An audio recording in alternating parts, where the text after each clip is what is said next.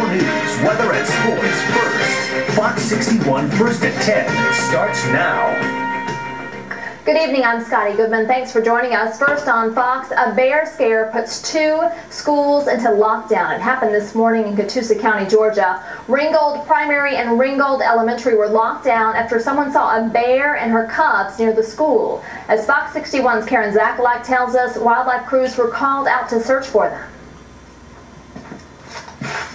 Somewhere in these woods, a mother black bear like this one and her 2 cubs are roaming around. And while the Georgia Department of Natural Resources did get called out to search for the bears, they say these animals are not an uncommon sight and not to be alarmed. Black bears are not inherently dangerous. They're certainly capable of causing harm, but they don't typically cause harm. But as the sheriff's office joined in the search, some in the area are alarmed, since these woods where the bears were last seen lies right behind 2 schools. Just, making sure everybody's okay and everybody's safe.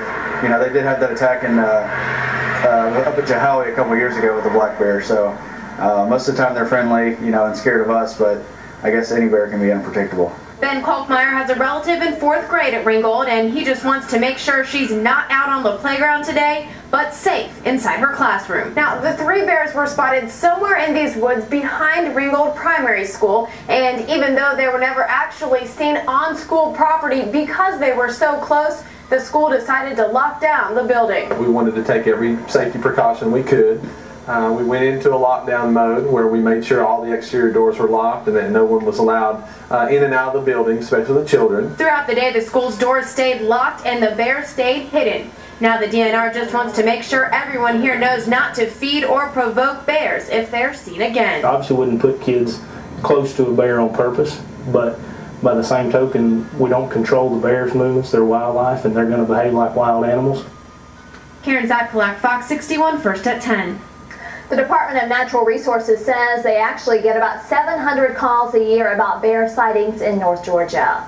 A Chattanooga couple is concerned about coyotes. Jim Hale says he and his wife spotted a coyote on Morris Hill Road and Shallifer Road this morning. They were worried someone might get hurt, so they called 311 to ask animal control to get the coyote. Hale says they were shocked when his wife got this answer. They told her that unless it was doing damage or putting someone in danger, that they had no authority to do anything about it. So it concerns me that if these animals are roaming in the neighborhood, who are we to call and what are we to do in case they do attack a young child?